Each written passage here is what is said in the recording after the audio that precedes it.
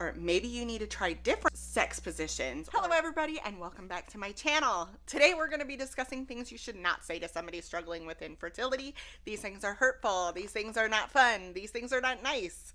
So stay tuned if you want to learn more.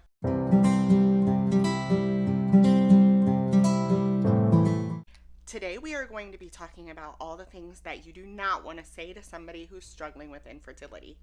Disclaimer! Do not take this personally if you or anybody else has ever said any of these things to me. I personally know that none of the people who have said any of these things to me have said it in an intentionally hurtful way. So please don't take offense to it. This is strictly supposed to be informative, and I'm not at all trying to hurt anybody or put anybody down. So the number one thing that we are always asked is, do you even want kids?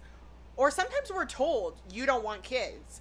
And yes, we do. We do want kids. We've thought a lot about it. We've gone through the preparation to get them. And that's why we're struggling so hard to overcome this infertility, because we want kids desperately. The number two thing that I have heard so many times, it's countless, is you can have mine. Okay. Give them to me because I will gladly take them. The third thing that I probably hear the most is asked is, whose fault is it? And I personally will always 100% take the blame for this. However, if you were to talk to my husband, he would say that it's neither one of our faults and that this is something that we struggle with together and we will get through it together. I think that fault comes with a choice, and I wouldn't choose to struggle with infertility. I wouldn't choose to have PCOD and PCOS. I wouldn't choose to have to pay to have a kid, to go through all the infertility treatment. The next thing they do is make a statement. Can't you do IVF? Well, if you know anybody who's been through infertility, IVF is very expensive. It is not cheap. It is not something that everybody can do. A lot of people struggling with infertility can't do it, and there isn't that option to go through it, so therefore they're left with that inability to overcome. The next thing I am told a lot, countless number of times, is stop stressing.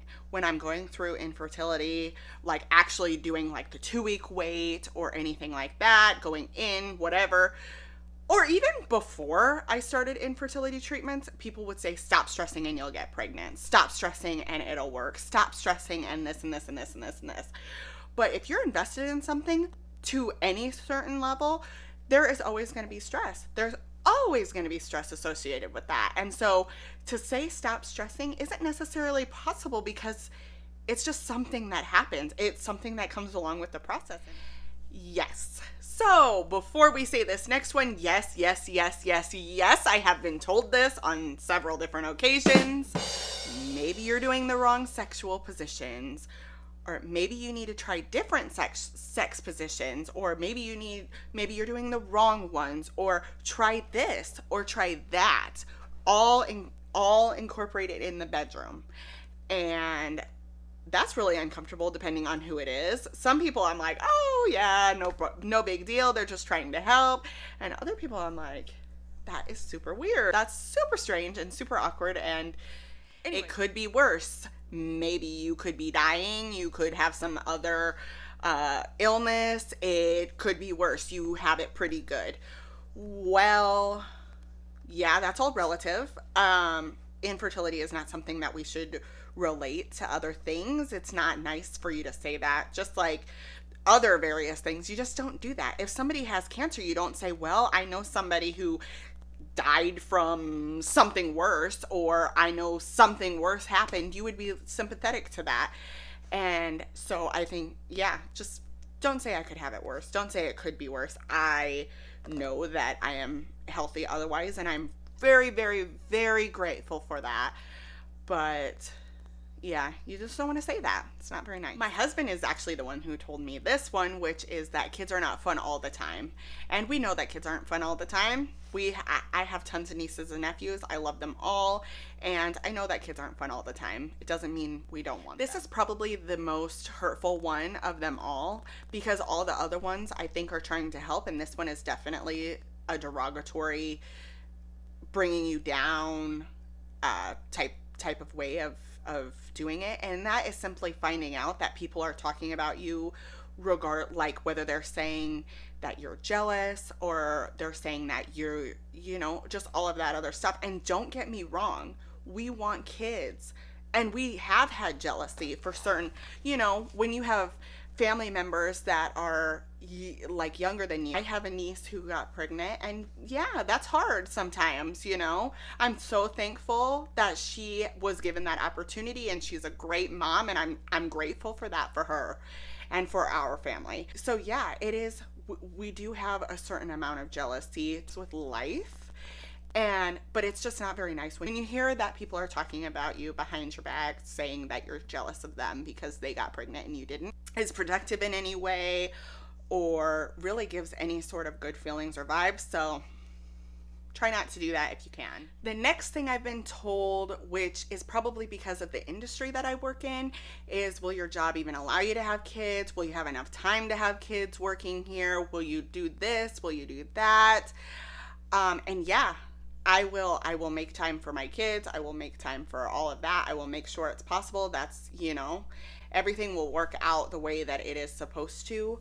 I know other people have been told that they were, why did you put your job before having kids? And that's just not, it's not something that's very nice. Everybody has their own timeline. Some people start younger, some people start older, and everybody just has their own time. Don't try to deter somebody from getting infertility treatments. Sometimes I've seen other people where they talk about how everybody's deterring them.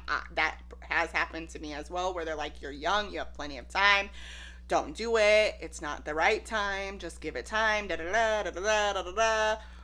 Well, everybody has their own time, everybody has their own timeline. Nobody would be telling somebody who could get pregnant naturally that they shouldn't, or especially after they've gotten pregnant.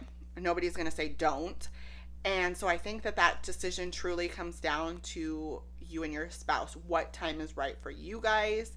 And I think that we as people who are supporting them need to make sure that we're keeping their thoughts and their timeline in mind, because it's not about us. It's not about our timeline. It's not about whether we think that they should wait or not. It's all about them. If they're ready, they're ready. Don't pressure somebody to continue moving forward with infertilities when they've come to that heartbreaking reality that they have just had enough.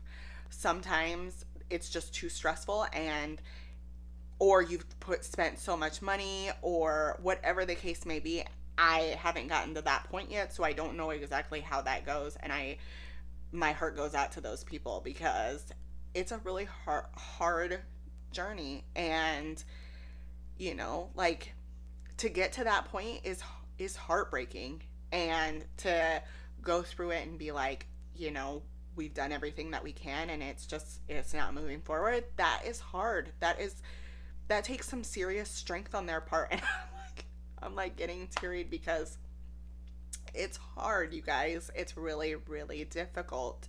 So don't push them to go forward if that's not something that they want to do, because coming to that decision was already hard enough for them, and they had to go through a lot to get to that point. So don't push them any further than what they have to do. Sorry for getting emotional there. I think I've pulled myself back together again. Infertility is hard. That's all I can say. The next thing I would say that is really not something you want to say is, maybe it's not meant to be. I would be lying if I said that it hadn't crossed our minds. I would be lying if I say that other people haven't said or thought the same thing about their own infertility journeys. It's different when it's you thinking it, but when you receive that information from somebody else, or that feedback, then a lot of times it can bring you down, especially if you're in the right space. Maybe it's not meant to be. It's just something that's so, like, you don't want to reach that point until you're at that point. And when you get to that point, it's not easy, as we just discussed. I don't see any productiveness in that at all, because that statement is just something that individual couples need to come to on their own terms, and they will when that time is right. And the last thing I would say is, don't minimize the problem. This is a problem. This is a struggle. Don't minimize it, please. To those going through it, it is a big deal. Just like any other circumstance, health issue, any sort of life event or struggle or challenge, It is a problem, so please don't minimize it. So you guys, if you liked this video, please give it a like. Please hit that subscribe button. We will have many more videos. The next one will most likely be a cost video of all the costs that we've incurred throughout our journey so far. Again, we're not done with IVF, so we still are getting those costs, and so we're not done fully yet, and those costs will just keep coming. But I will try to get a breakdown of the costs that have been covered by insurance versus the costs that have been out of pocket. Thank you guys so much.